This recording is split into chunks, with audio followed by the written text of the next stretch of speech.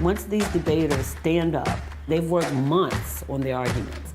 And not only have they worked months on the arguments on one side, they're also working on the arguments on the other side of the equation. And they have the energy, the creativity, and you can see in their face, they are ready. Until you've seen a young person with that kind of power, it is an incredible feeling.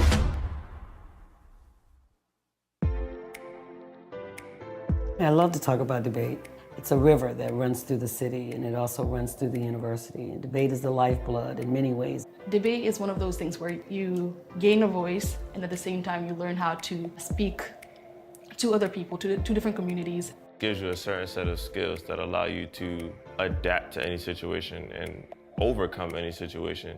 When I was first introduced to debate in the 6th grade, I was completely shy. I didn't talk to anybody. And then through my experience through debate, I broke out of the shell and found a voice.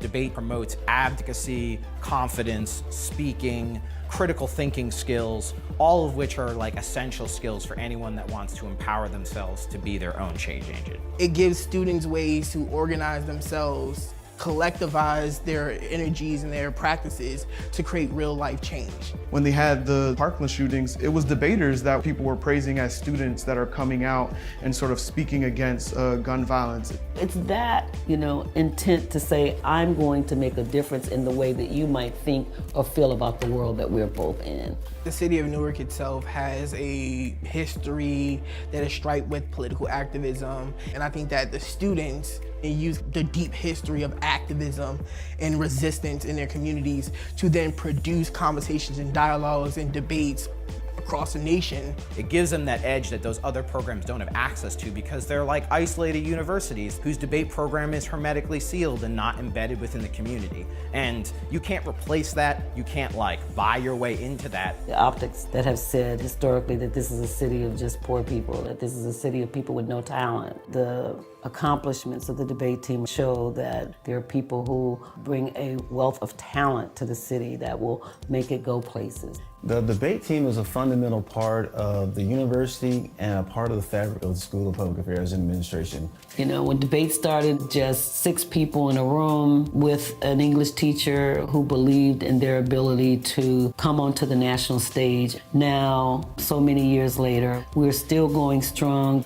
We've captured 3 national championships. We've been to places like California, Atlanta, Texas, Minnesota, Utah. Those van trips that we take, right? Imagine you have to like the person that you're with in a van for 6 hours. I think that we have a unique chemistry that cannot be found in any other team because we're just like family. And even though we go through hardships and argue a lot, because we're debaters, there's still a lot of love. Their win against Harvard was particularly a moment of delight for all of us, in part because there were schools that felt that Newark should not be part of the national scene, that we hadn't earned our place there. I think what makes it so successful is our work ethic. The staff is very dedicated. We're willing to work any hours of the day, on the weekends, late at night. Without that team all working collaboratively to have a high touch with students in terms of academic support and also a high touch in terms of argument development and practice is the only way we're able to compete with schools like Harvard, Dartmouth, Yale, and Georgetown. And then Brent Ferrand's idea was to create a pipeline from the high schools to college. We try to offer them scholarships and priority admission to Rutgers-Newark so that they become debaters for us. And the pipeline doesn't just stop there, because a lot of the time some of our most successful students end up giving back some of that institutional knowledge to the next generation of students coming behind them. Our students go back to the communities as symbols of hope, but they also go back as symbols of success.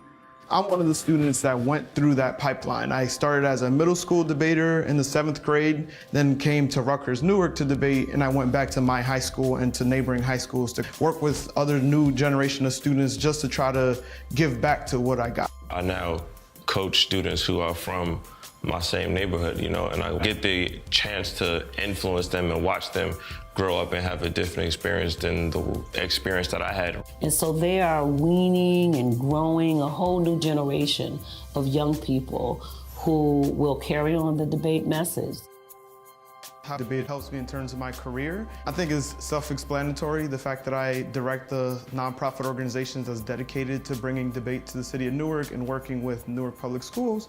But I also think that just in terms of little things that it's helpful for my career, from note-taking, organization, how I behave in meetings, how I give presentations, all of those things are, I think, affected or impacted by my involvement with debate. I've seen many of my students go on to get acceptance to prominent law schools like Harvard Law and Yale Law, who will all have influences on issues that are much greater than what we can affect here just merely being on campus. While debate is not the only pathway to excellence for young people in Newark, it is a pathway for excellence. It is a pathway for confidence. It is a pathway to a college education. It is a pathway to coming back to a community and making a difference.